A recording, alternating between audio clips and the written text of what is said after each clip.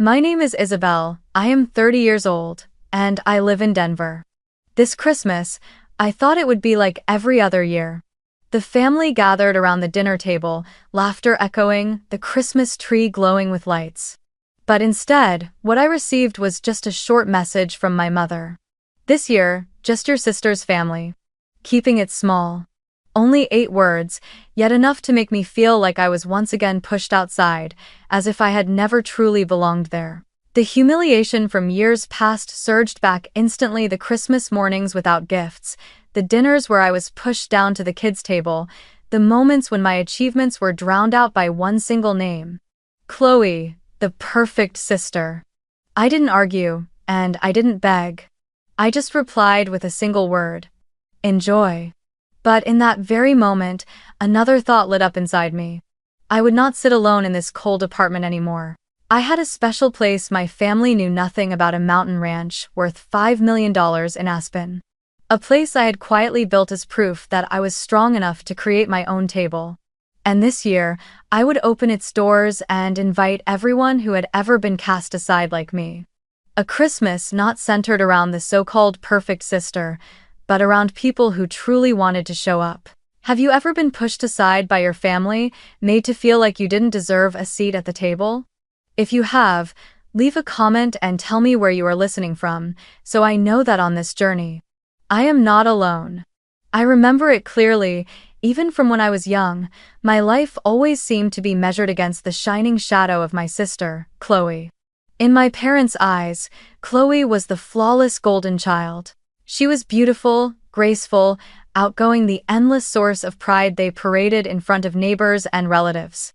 I, on the other hand, was often introduced with nothing more than a dismissive line. "This is Isabelle, Chloe's sister." That sentence was repeated so many times it became my entire identity in the eyes of others and even in the eyes of my own parents. The holidays are supposed to be a time for families to come together, for children to wait eagerly for gifts, and for laughter to fill every corner of the house. But for me, those days always made my heart tighten more than any other time of year. I still remember one Christmas when I was 14. The tree was decorated beautifully, lights blinking across the living room, and stacks of gifts were piled high beneath its branches. As everyone opened their presents one by one, I sat there waiting. Chloe received a delicate gold bracelet, and my mother kissed her cheek and said, "You deserve this because you've made us proud." I forced a smile, my eyes fixed on the tree, hoping to spot a small box with my name on it. But when the last bit of wrapping paper was torn away, I realized there was nothing for me. My mother looked uneasy and said, "You're older now, you probably don't need toys anymore." I nodded as if it didn't matter, but inside, something cracked. The favoritism wasn't just in the gifts, it seeped into every word, every glance. When Chloe was chosen as captain of the cheerleading team, the whole family threw a party to celebrate. When I won first place at the school science fair, my mother only said softly, "That's nice, but don't stay up too late anymore." My father hardly bothered to glance at the small project report I brought home, too busy bragging to the neighbors about my Chloe. There were times when I tried to join the family conversation, eager to share that I had successfully rebuilt an old computer from scrap parts in the garage. But just seconds later, my mother shifted the topic to how Chloe was about to join the debate team. Every word I said seemed to hang in the air, abandoned, with no one willing to catch it. Through all those years, I slowly learned how to shrink myself. Instead of fighting for attention, I retreated into my own world in the garage, where the smell of grease, the sight of scorched circuit boards, and the crackling sound of the soldering iron became my companions. I buried myself in chips and wires, patiently soldering one connection after another. I remember once spending an entire week repairing an old radio a neighbor had thrown away. When it finally played its first song, I was so overjoyed that I ran upstairs to show my mother. She only gave a faint smile and said, "That's impressive, but don't forget to help your sister get ready for tonight's party." Chloe never had to try to be loved. For her, attention and recognition from our parents were as natural as breathing. For me, I had to do everything I could to prove I was worthy of notice, only to be met with the occasional indifferent nod. Many nights, I lay in bed listening to the sound of laughter drifting from the living room, and I asked myself, am I really just the unnecessary child? That question carved itself deep into my mind, following me well into adulthood.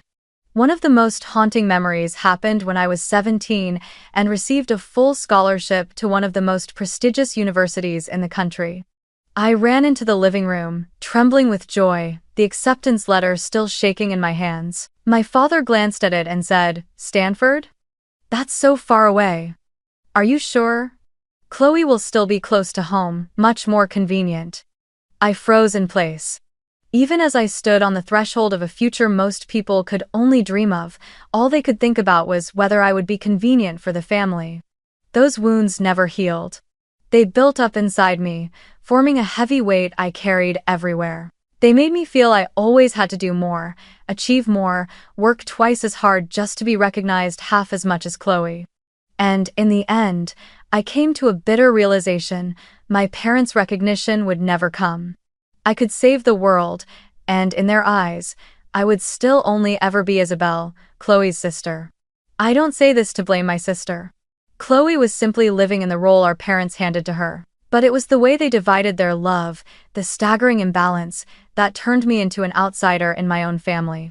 And that is why, even now, with just one short message cutting me out of Christmas, all the old scars immediately start to bleed again.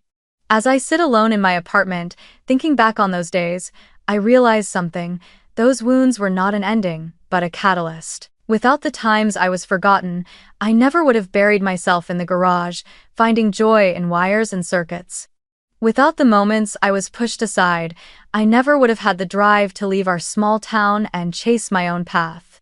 That abandonment, in its own way, became the fire that pushed me to rise. But it also carved in a truth I cannot deny. I was never, and perhaps will never be, seen as important to them. Leaving that small town in Indiana for California was a turning point I'll never forget. On my first day stepping onto the campus at Stanford, suitcase heavy in my hands, I felt both nervous and excited. With a full scholarship, I knew I had finally proven my worth, at least to the world outside. But even then, my parents still didn't see it as an achievement worth celebrating. On the evening they sent me off, my father only said, "That's so far away. Will you really be okay? If only you had chosen a school closer to home, like Chloe, we would feel so much better." Those words etched themselves into my memory, a constant reminder that no matter how far I reached, in their eyes, I would always be the one who went against the family's wishes. My years at Stanford were a constant struggle of studying, working, and simply trying to survive. I had no support from my parents. Every expense beyond the scholarship, books, food, housing, I had to cover on my own. There were nights I slept on a sofa in a cramped rented room, my backpack as a pillow, waking up in the morning to head straight to class and then to work. My meals were often instant noodles, sometimes cheap leftover pizza from a restaurant. There were nights I coded while eating dry ramen straight from the packet, tears falling more from stress than from the salty taste. Yet in those lean years, I learned resilience and discovered my path: technology and logistics. I started my first company at 23.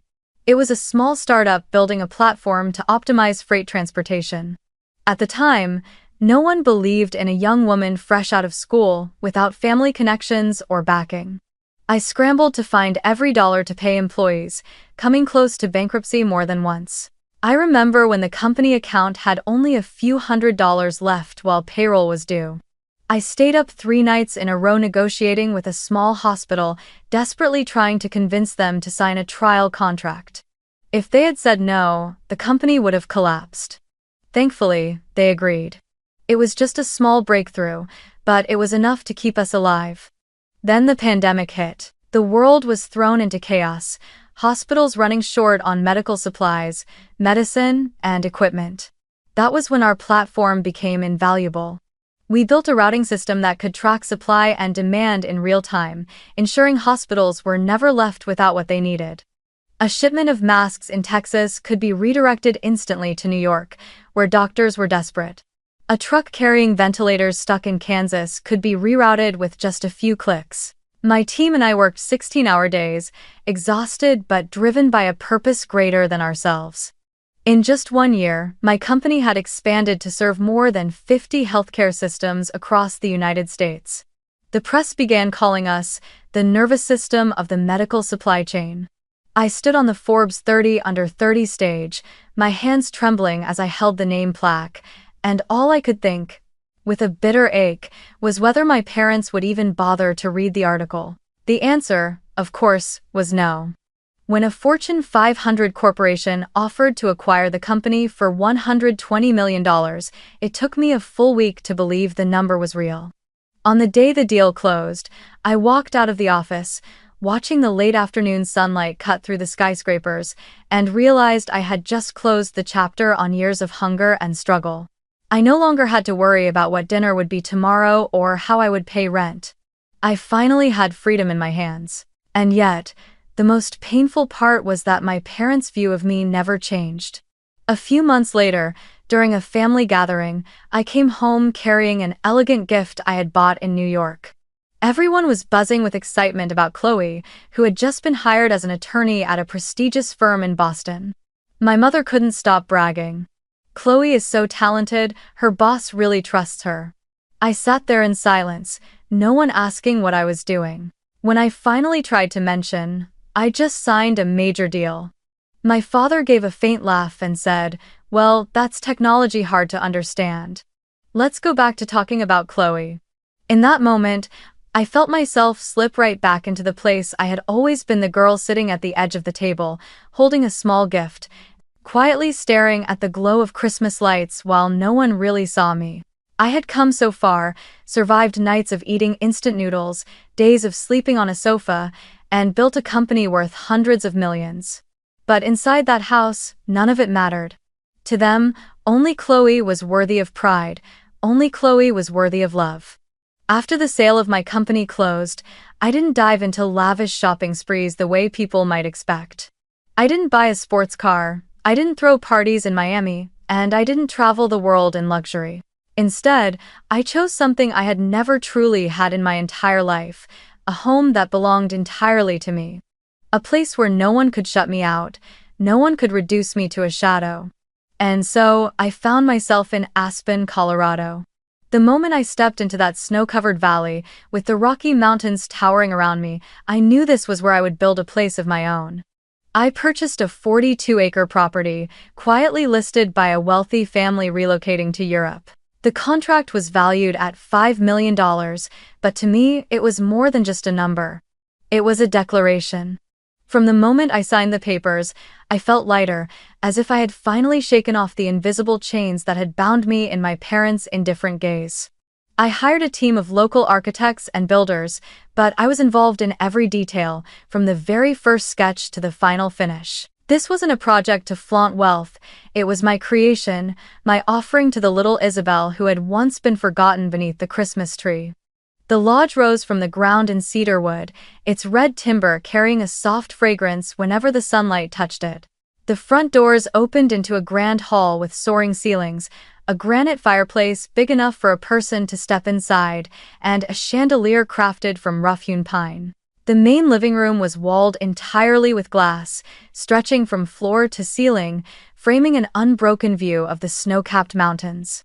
Each morning, when the sun rose, the light spilled in, scattering across the frozen landscape like thousands of diamonds falling from the sky. Behind the lodge, I had a private lake dug and stocked with salmon and sturgeon, so in the summer I could fish beneath the warm sun, and in the winter it would freeze into a perfect mirror reflecting the violet sky. Inside, I designed 10 bedrooms, each with its own balcony and private fireplace. The kitchen was lined with black granite, the island carved from a single slab of walnut, and along the wall hung a row of cast-iron pans gifted by a local chef I had hired as a consultant. I chose every piece of furniture myself: brown leather sofas, heavy oak tables, hand-woven wool rugs from the Navajo Valley. Every detail breathed warmth and durability, not the flashy opulence my parents once worshipped. This was a place where I wanted anyone who stepped inside to feel immediately. Here, there is sincerity. Here, every breath of life is cherished. I kept the entire project a secret. Not a word to my family. Not a single photo on social media. When close friends asked, I only smiled and said, I'm busy with a personal project. Because I knew, if my parents or Chloe found out, they would twist it into another story. She just got lucky. She must have had help, or worse, they would drape the credit over Chloe, as they had so many times before. I didn't want this taken from me. I wanted it to be mine, completely, so that when the time came, I could place it on the table like a trump card that flipped the entire game. Whenever I returned to Aspen to check on the progress, I often stayed for several days, sleeping on a makeshift pine bed in a house still smelling of paint and sawdust. At night, I would step out onto the balcony, wrap a thick blanket around my shoulders, and gaze at the mountains washed in silver moonlight, listening to the wind howl down the slopes. That feeling brought back memories of childhood nights when I stood outside the old porch, looking in at the family gathered together without me. But now, it was different. I was no longer the outsider. I was building a home of my own, a world where I chose who was worthy to sit by the fire, and who would remain forever outside the door. When the construction was finally complete, I walked slowly through the house, running my hand across every tabletop, every doorframe. In my mind, one thought echoed over and over. This is my home. Not the home of the younger daughter of the Hart family, not a place where Chloe was always the standard by which I was measured. This was my domain, and no one could deny it.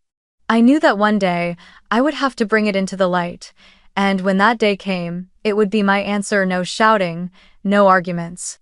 Just a silent, undeniable truth.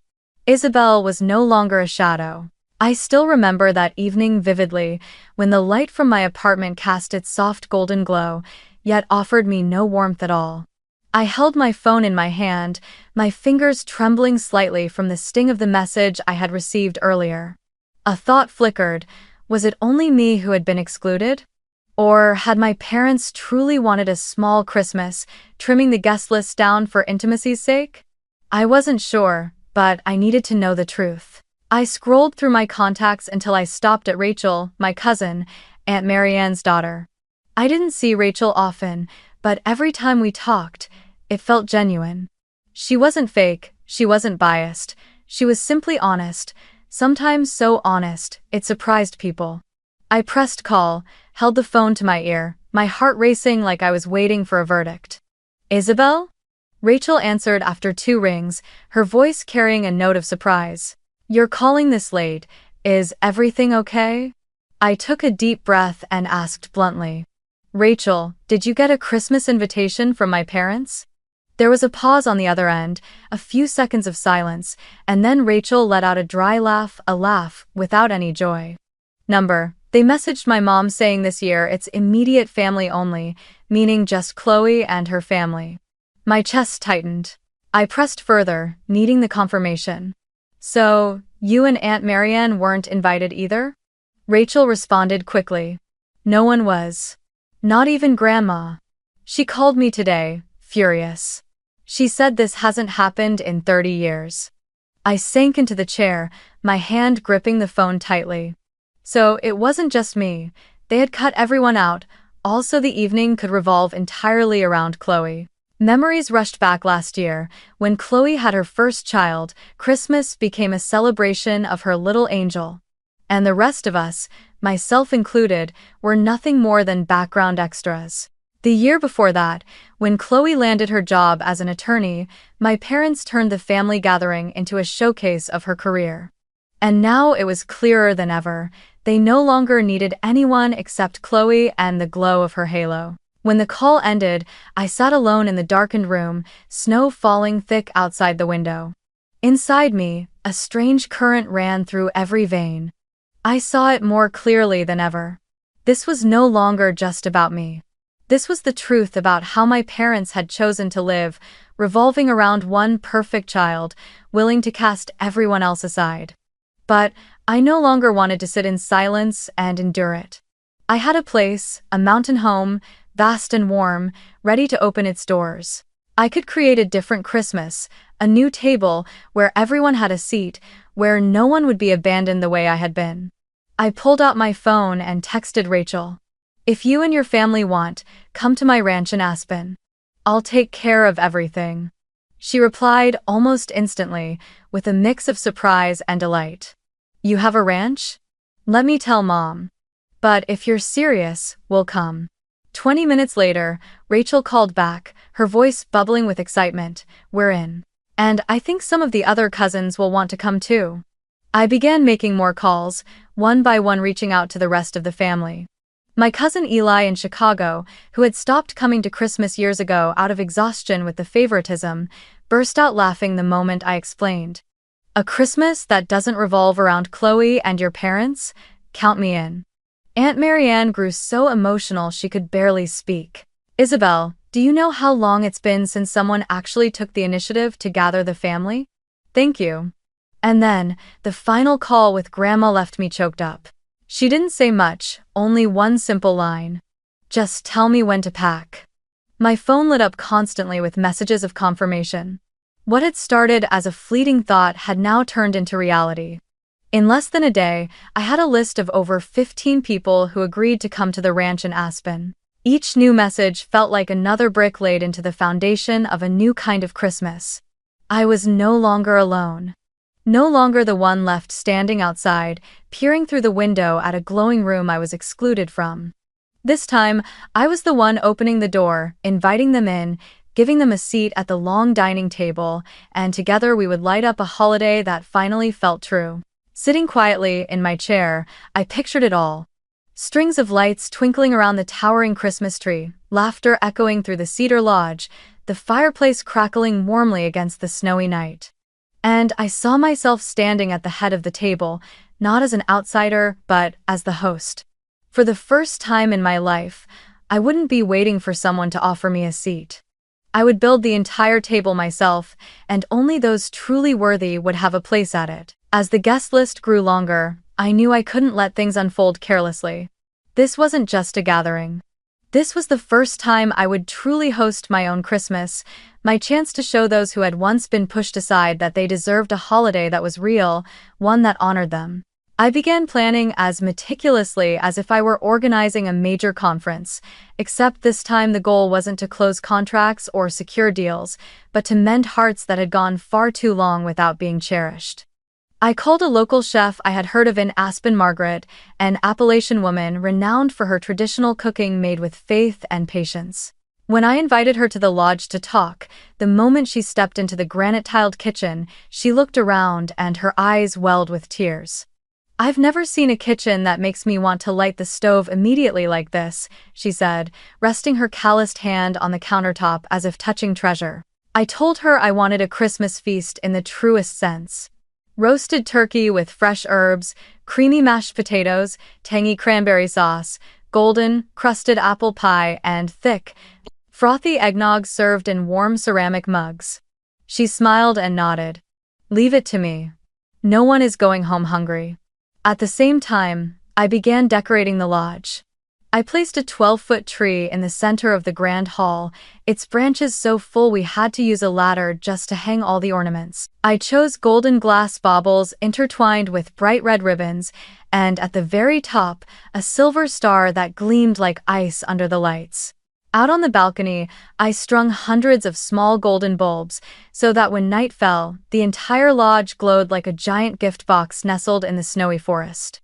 I also hired a team of local artisans to craft fresh wreaths around the doorframes, woven from pine branches, red berries, and strips of rustic linen. Each time you stepped inside, the scent of resin mingled with cinnamon and dried orange, filling the space with the unmistakable spirit of Christmas. I didn't want anyone to feel like a temporary guest, so I prepared each bedroom as if it were their own home. On Aunt Marian's nightstand, I placed a stack of historical novels I knew she loved, along with a small card that read, "Auntie, I remember you once said reading is like living another life." For Rachel's 2 children, I set out a Snowy City Lego set, wrapped in silver blue paper with their names written on the tags. I could already picture the way they would squeal as they tore the paper apart, their eyes sparkling like fireworks. And for Grandma, I left a box of imported herbal tea, the kind she used to love but rarely allowed herself to buy because it was too expensive. Beside it, I placed a hand-knitted ash-gray wool scarf from a small shop in Aspen with a note that said, "So you can sit by the fire without worrying about the cold." I was even more careful with the smallest details. On the long dining table in the Great Hall, I spread a hand-embroidered white cloth and placed cinnamon and vanilla-scented candles along the center. I arranged for a group of young musicians from town to play violin and guitar in the evening, so the house would be filled with the warmth of Christmas melodies. Outside on the terrace, I had a fire pit lit, stacking dry logs high so anyone could sit by the flames, sip mulled wine, and watch the snow fall. In the small library, I set up a puzzle table for both kids and adults to gather around and build together, instead of staring at their phones. I wanted everyone who came here to feel only one thing: that they were valued, remembered, and truly seen. I didn't forget the entertainment room either. Plush velvet sofas in deep green, a wide projection screen, and a projector ready to play classic Christmas films like It's a Wonderful Life and Home Alone. I pictured the children huddled together under thick blankets, giggling uncontrollably whenever the main characters stumbled into mischief. I had bowls of buttered popcorn and marshmallows waiting so that laughter would echo through the entire lodge. As I looked around, I realized every detail carried a piece of my heart. I wasn't doing this to prove anything to my parents or to Chloe.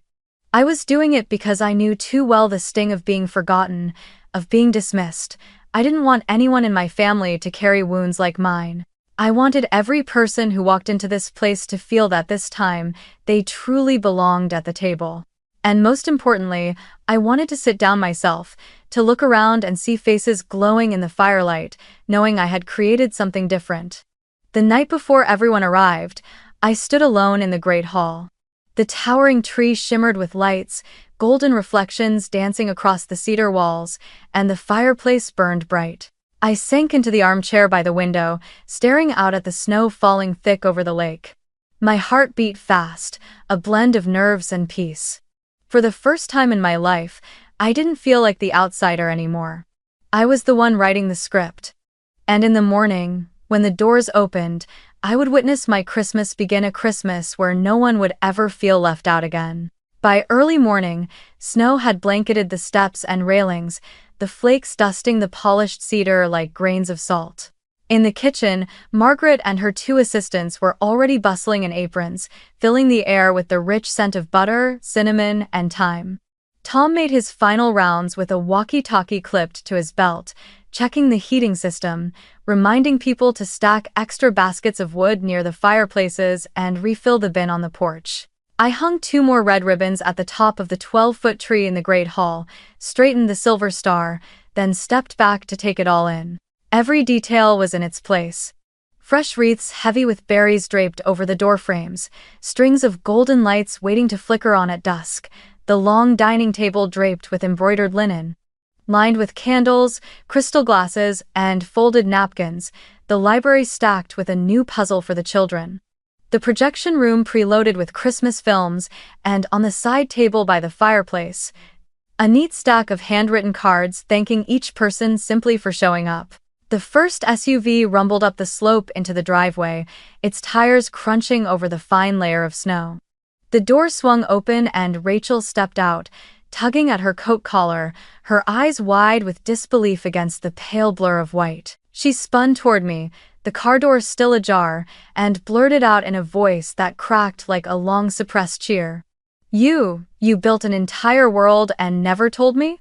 I laughed, opening my arms to pull her into a hug, hearing the soft patter of melting snowflakes on her hat. In her words, I heard not only amazement but also a quiet relief one I knew all too well. Her 2 children pressed their faces against the doorway, their eyes glowing as they caught sight of the towering tree. Within seconds, they bolted into the Great Hall, only to freeze in awe at the toy train circling around the base of the tree. I led the family down the hall, opening each door marked with their names. When Rachel saw the snowy city Lego set waiting on the nightstand with her children's names carefully written on it, she turned to me, lips trembling without a word. I knew she understood. Here, everyone was remembered. One by one, more cars climbed the hill, headlights trailing like a slow procession of amber lanterns through the winter dusk. Eli arrived from Chicago carrying his guitar in a canvas case, his new girlfriend stepping in shyly before relaxing instantly as the scent of warm apple pie filled the lodge. Uncle Ray embraced me with the kind of hug that needed no words, the hug of a man who didn't speak much all year but would always haul a heavy stack of firewood without hesitation. Aunt Marianne, catching the cedar's fragrance, whispered that it smelled like the home of her childhood. Then quickly wiped her eyes when she spotted the bundle of historical novels tied neatly with twine on her table, a gift that seemed to have waited just for her. I moved through the familiar faces, handing out scarves, taking coats, laughing, guiding each person to their room. The house filled with the sounds of life. Margaret's voice calling out from the kitchen as her spoon clinked against the pot, time to test the cranberry sauce. And somewhere down the hall, Tom's quiet reminder. Watch the steps, the snow's settling again. Before dinner, the children had already claimed the library, tearing open the snowy forest puzzle and scattering pieces across the table. Out on the porch, Eli unzipped his guitar case, tuning the strings until the first warm notes spilled out, glowing like fire in the cold air. Inside, Rachel and I replaced the candles in the bronze holders and checked each place card on the table. There was no kids' table. I had made a point of arranging only one long table, wide enough for everyone to sit side by side. No one shoved to the edges, no one forced to turn a chair just to face someone's back. I placed Grandma near me in the middle so she wouldn't catch a draft, set Aunt Marianne beside Rachel so they could talk easily, and left 2 wide spaces across from the fireplace for anyone carrying little ones. The young musicians from town arrived quietly, setting their instrument cases in the corner, and asked permission to try a soft carol. The violin's notes floated like a ribbon through the air, and even the candle flames seemed to sway more gently. When the moment came, Margaret carried in the turkey golden skin glistening, brushed with melted herb butter pooling at the edges. The aroma rolled across the room in a warm wave, and everyone instinctively leaned forward to breathe it in. I laid the carving knife beside it, then handed it to Uncle Ray, because the way his hand steadied on the handle always made the whole table feel at ease. Mashed potatoes were passed from hand to hand. Cranberry sauce gleamed dark red like wine, roasted Brussels sprouts hissed faintly as the platter was set down, and garlic bread steamed like an open invitation to take more. I poured wine for each person, touching glasses lightly at every seat. No speeches, no grand announcements, only 4 words, "Thank you for coming."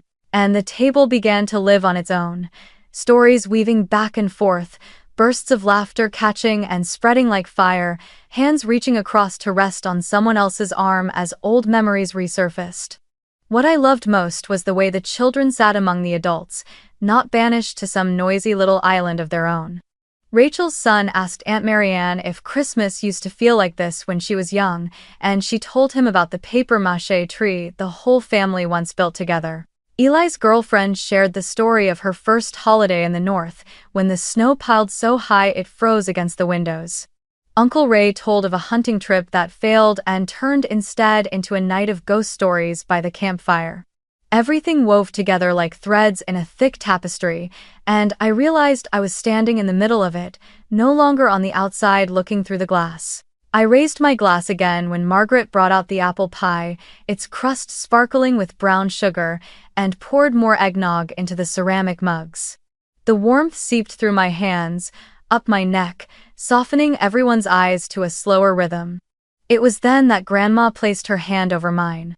Her touch was light but steady, the kind of steadiness that comes from a woman who had seen enough winters to know when words are needed and when silence speaks louder. She leaned toward me, her tea-colored eyes fixed on mine, her voice raspy with emotion yet clear as a bell.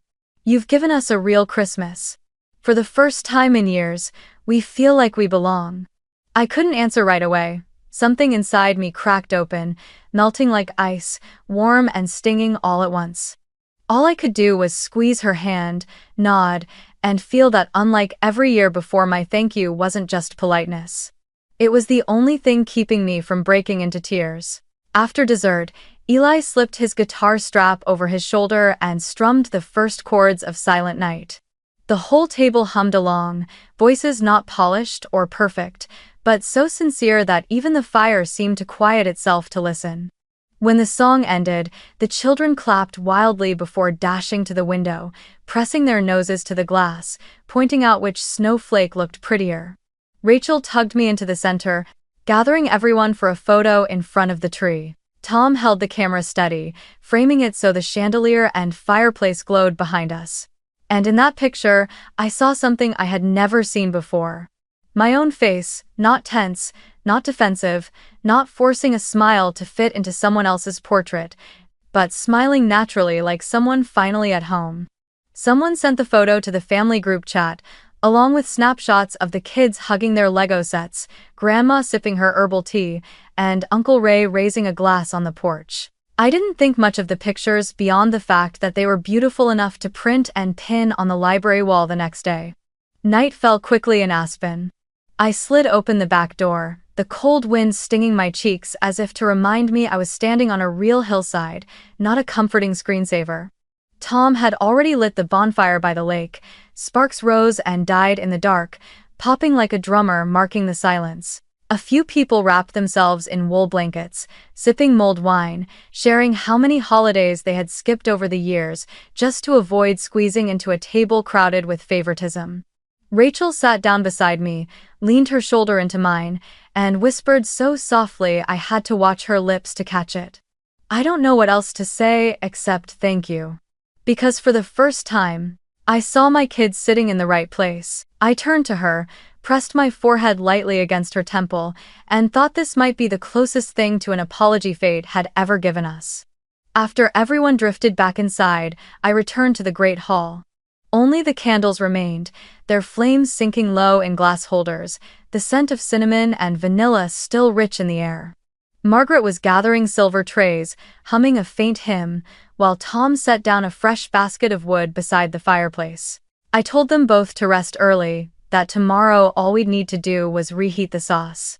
Margaret smiled and said she had already asked the young musicians to come a bit earlier to rehearse another song, because this house sings better than any concert hall.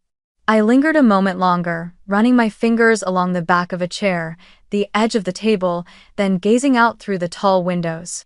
Beyond the glass, the hillside was ink black but studded with the tiny golden lights strung along the balcony. In the soft crackle of wood, I understood why this night was unlike every Christmas before. It wasn't because the turkey tasted better or because the house was larger. It was because, for the first time, I didn't have to search for my place. My place was here in the home I had built, among the people who had chosen to show up, at a table where every seat carried the same worth. And as I closed the hearth door to bank the fire, I felt my heartbeat slow into a rhythm of someone who had finally returned home after a very long journey. The next morning, pale lights spilled through the tall glass panels, laying a silver sheen across the thick carpet of the living room. I woke in silence, a silence so peaceful it felt like a gift, but it lasted only a few minutes. My phone buzzed on the nightstand, vibrating over and over, the screen flashing without pause. 6 missed calls from my mother, 4 from my father, followed by a flood of messages. Then a new notification lit up, from Chloe. I hadn't opened it yet, but the preview line alone was enough to make my chest sink. Really cheap move, Izzy. Enjoy your little show. I drew a deep breath, picked up the phone, and walked down to the great hall. Grandma was already there, sitting by the fireplace with a cup of herbal tea in her hand, her gaze distant yet peaceful. When she saw me, she smiled. "You're awake? Last night, it was beautiful, Isabelle. The whole family needed that." Her smile made me want to ignore every call flashing on my screen. But then the phone rang again, this time from my mother. I couldn't avoid it forever. I decided to answer and, more importantly, to let Grandma hear too. I pressed the speaker button and set the phone on the wooden table, the fire crackling softly as though it too was listening to what was about to unfold. My mother's voice burst through, sharp and louder than usual. "Isabelle, do you realize what you've just done? The entire town is talking about your Christmas gathering. Pastor even mentioned it during service this morning. Do you know how we're being perceived right now?" I kept my tone even, neither high nor low. You messaged me that this year it would be just Chloe and her family. I simply followed what you said, keeping it small. I hosted my own, without troubling anyone. End of 6. There was a pause, and then my mother rushed in, her words tumbling over themselves, as if trying to drag me into an endless loop of excuses. That's not what I meant. What I meant was, you're always so busy, with work, with projects, I thought you wouldn't want the hassle. And Chloe, well. I cut her off, calm but firm. She's always the center, isn't she, Mom? The air in the room froze. Grandma set her cup gently on the table, her eyes fixed squarely on the phone. I hadn't spoken again before she stepped in, her voice low and steady, each word slicing through the silence like a blade. Judy, Robert, that's enough. You've spent a lifetime neglecting this child.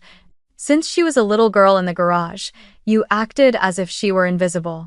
Last night, for the first time in years, I saw her do what the family should have done for her long ago. Give us a real Christmas, Vant. There was a brief silence on the other end before my father spoke, his voice trying for calm but faltering with unease. Mother, you're exaggerating. We were only trying to keep things simple. Chloe, she. Grandma cut in before he could shift the blame. Simple? What does that mean? To see only one child and forget the other? To parade Chloe before the world while Isabelle sits quietly at the kids' table? Last night, I sat in the middle of that table and saw all the people you've cast aside for years. We laughed, we sang, we ate together like a family. And not once did anyone mention Chloe. For the first time, we weren't orbiting around the so-called perfection you built up. A long, heavy sigh dragged across the line. Then my mother's voice, softer now, slipped through. Mother, I never meant to hurt anyone. We just wanted to. Grandma's voice struck back, firm and sharper than the crack of wood in the fire. No, Judy. This is no longer about what you meant or didn't mean. This is about who is seen and who is forgotten. And Isabelle has endured far too much. I sat still, my hand gripping the armrest, my heart pounding but not from fear. For the first time in my life, someone was speaking the words I had swallowed for years, the words I had once silenced with bitten lips while others spoke over me. I heard my father's labored breath, then his short retort. That's not fair. Grandma fired back immediately. Unfair is exactly how you've treated her all these years. Unfair is when she brought home achievements and you brushed them aside, while Chloe only had to smile to be praised. Unfair is when the family gathered and Isabelle was left on the fringe. If fairness existed, she wouldn't have had to build a new table just so the rest of us could finally have a place to sit. There were no more defenses. The line went silent, the only sound left was the fire crackling in the hearth. I exhaled a long breath, and for the first time, I didn't feel the need to justify myself. I simply said, I think that's enough. We'll talk later, if we need to. I pressed the button to end the call and placed the phone face down on the table. In that moment, I felt lighter, as if a stone that had weighed on my chest for years had finally been lifted. I leaned back in the chair, and Grandma set her hand on my shoulder. She didn't say anything more, only gave a gentle squeeze. In her eyes, I saw pride mixed with sorrow. Sorrow for having to watch her own daughter, my mother, fail at the very role of being a mother. But, for me, that moment no longer felt like a wound. It was closure, a door finally shut behind me. I didn't feel weak, nor did I feel the urge to argue anymore. I only felt release. Because from that moment forward, I knew I had my own table, my own home, and a true family who chose to show up, people who chose me, not just Chloe. My phone didn't stay silent for long after that call. But this time, the vibrations weren't sharp like accusations. They came gently, warmly, like a soft knock, reminding me that someone outside still wanted to come in. The first message was from Rachel. Sis, last night was wonderful. I've never seen the kids laugh so much. Next year at the ranch again? I'll bring gingerbread cookies. Reading it, my chest glowed as if a fire had sparked inside, and I found myself touching the edge of the chair just to ground myself in the truth that it had all really happened. Right after, Eli sent a flood of photos. The kids gathered around the tree, Aunt Marianne cradling her stack of new books, Uncle Ray raising a glass of wine on the porch, and one picture of me smiling a rare smile, unforced. Beneath it he wrote, "This is family. You gave us something we all thought was impossible. Don't let this be the first and the last." I stared at the screen, remembering all the years I had waited quietly to be named in the family story, and no one ever did. But today, a cousin had written it plainly for me to see. This time, I wasn't the shadow anymore. The family group chat, which for years had been nothing more than a place to share a few photos of the kids or toss around half-hearted birthday wishes, suddenly came alive. Someone sent a picture of a plate of turkey with the caption, "Better than any Christmas I've ever had." Another shared a video of the group singing Silent Night, Eli's guitar weaving through Uncle Ray's gravelly voice, and everyone who replayed it dropped heart emojis in response. Aunt Marianne wrote, "We need to make this a tradition. Isabelle, you lead us. Every year at the ranch." Minutes later, Grandma chimed in, her typing slow but steady. "That place carries the warmth of family. We will return, all." I sat in the living room, phone in hand, surrounded by the fading glow of embers in the fireplace. Never had I felt so clearly seen. Not because the ranch was grand, not because the food was elaborate, but because everyone genuinely acknowledged me as the one who had created the space for all of us. The focus no longer revolved around Chloe. No one was asking what the golden daughter had done, worn, or said. The story had shifted, like a river carving a new course.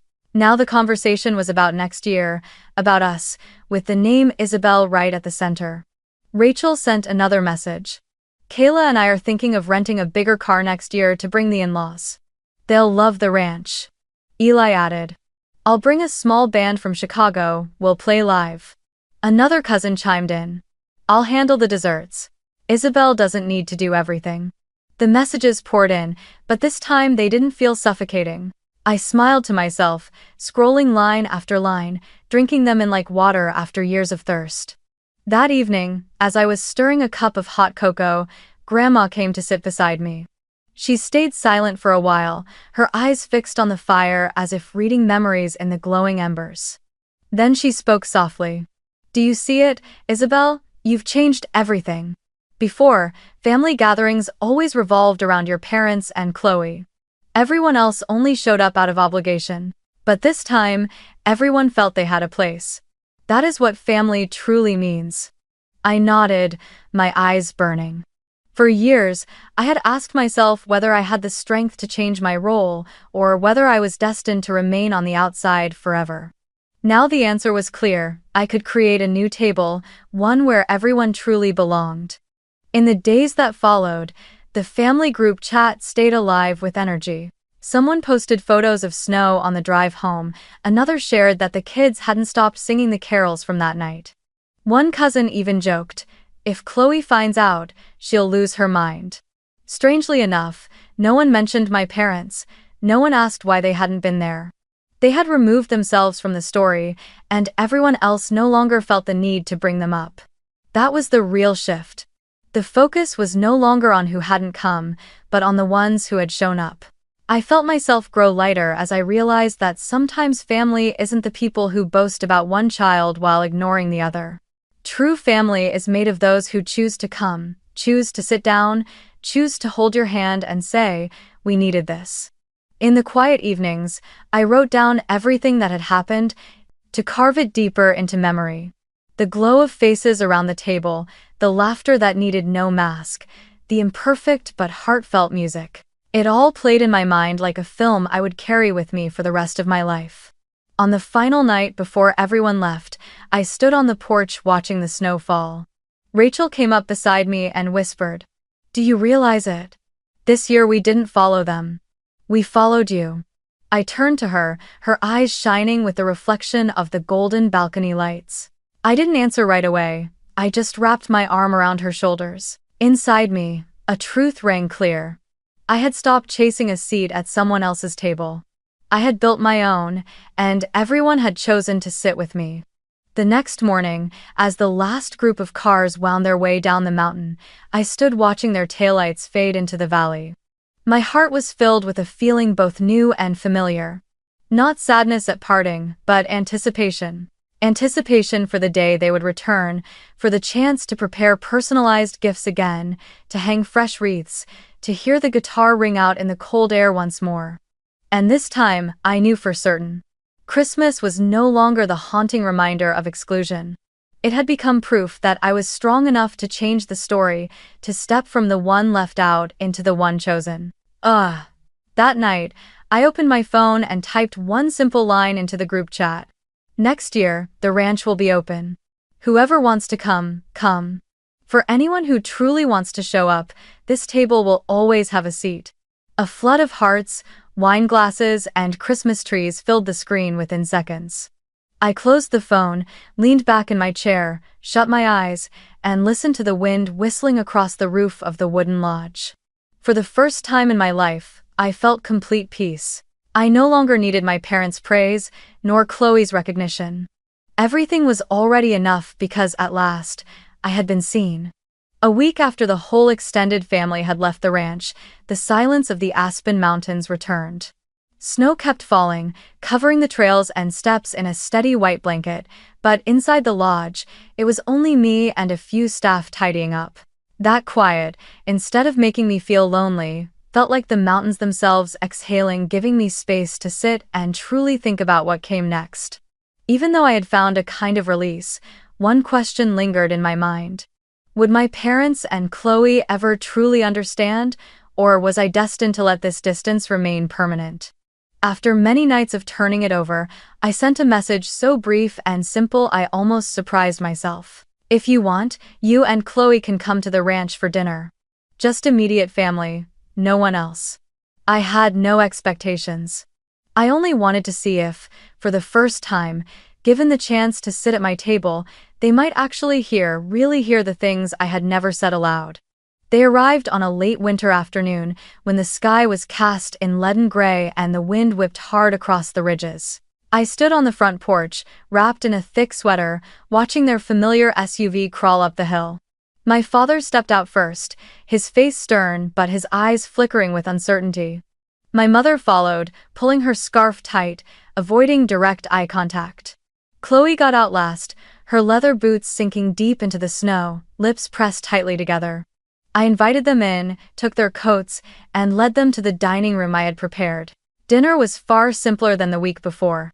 Roast beef, mashed potatoes, red wine, and fresh bread still warm from the oven. No music, no twinkling lights, only the soft glow of candles on the wooden table.